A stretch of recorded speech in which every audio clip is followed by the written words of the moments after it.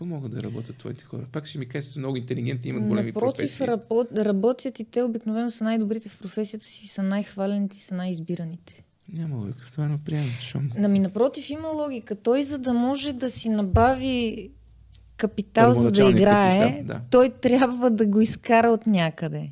Тоест трябва да се постарае много в работата си.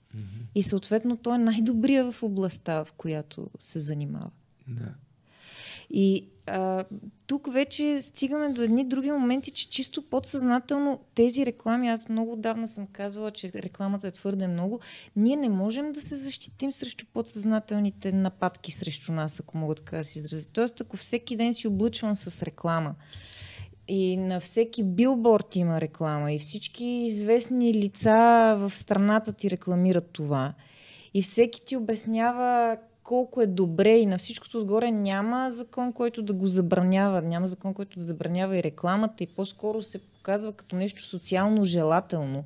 С подкрепата на футболни клубове, спортни клубове и се вменява на хората, че това е нещо добро и че се прави нещо добро за народа.